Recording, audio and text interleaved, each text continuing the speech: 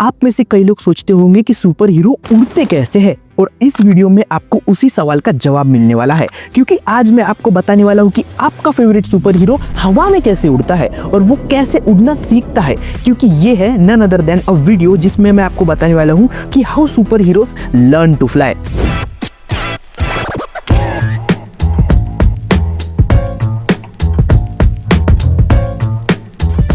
पहले हम बात करते हैं ऐसे सुपर हीरोज की जो टेक्निकली उड़ते तो नहीं है, लेकिन उनका जंप करना भी उड़ने बराबर होता है। तो पहले नंबर पे है क्रिश। क्रिश हालांकि उड़ता नहीं है, लेकिन वो हाई जंप्स मारता है। जहाँ पे हमारे पहले क्रिश मूवी में हमें देखने को मिला था कि कैसे हमारा क्रिश जो है उसके पास एक्स्ट्रा करिकुलर एक्टिविटीज होती है, एक्स्ट्रा स्ट्रेंथ होती है, जिससे अगर वो उड़ता है यानी कि कूदी मारता है, छलांग मारता है, तो वो इतने ऊपर जाता है कि वो आसमान से बातें करता है। तो इसे टेक्निकली हम उड़ना नहीं कहेंगे, इसे हम उसकी एक्स्ट्रा फोर्स कहेंगे जो वो धरती पे अप्लाई करता है और धरती के अपोजिट अपने आप को पुश करके उड़ता है और आसमान में चला जाता है। और इसी की तरह यानी कि क्रिश की तरह ही हमारा हल्क भी ऐसे ही उड़ता है। हल्क भी अपना जो फोर्स है वो धरती के टूवर्ड्स अपोजिट लगाता है, जिसकी वजह से धरती और उसकी काइनेटिक एनर्जी रिलीज जब होती है तब वो हवा में चला जाता है। देन उसके बाद आता है आयरन मैन,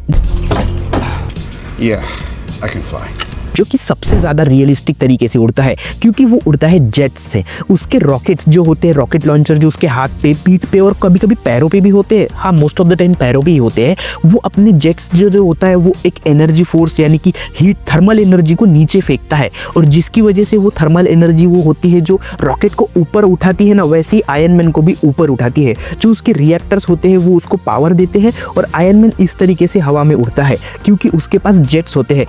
वार्निंग, घर पे जाके गैस सिलेंडर को पैरों पे लगाने की उड़ने की कोई जरूरत नहीं है, ठीक है ना, नहीं तो मेरे पे नाम ना लूंगी। देन उसके बाद आता है हमारा सुपरमैन, सेंट्री और होमलैंडर जैसे कैरेक्टर। अब इनका जो उड़ना है ना वो सुपर अनलॉजिकल लगता है आपको, क्योंकि भाई इनके पास ना रॉकेट बूस्टर्स है, ना ये छलांग मारते हैं, ये सीधे सीधे ऐसे उड़ते हैं ऐसे। तो ये हवा में लटका हुआ जो सुपरमैन है ये उड़ता कैसे है? ना इसके पास कोई मतलब एक्स्ट्रा करिकुलर पंख है, ना इसके पास कोई फोर्स है, तो ये उड़ता कैसे है? तो इसके पीछे जो लॉजिक है ना वो मैं आपको बताता हूँ।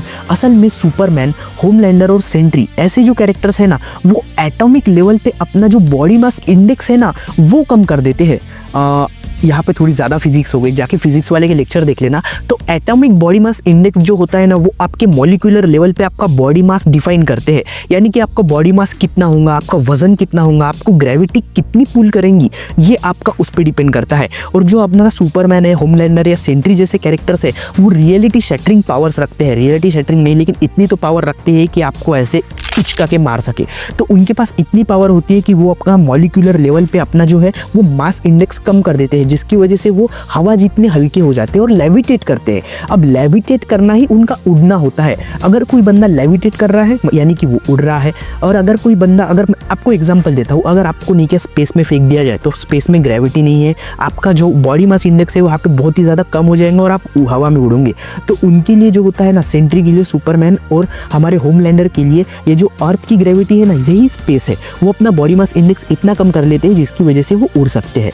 तो ये था आपके फेवरेट सुपर हीरो के पीछे का उड़ने का रीज़न। बाकी अगर आपको ऐसी वीडियोस पसंद होंगे तो मेरे चैनल को सब्सक्राइब कर देना। मैं आपसे मिलता हूँ अगली किसी ऐसी ज्ञान की वीडियो में, तब तक के लिए बाय।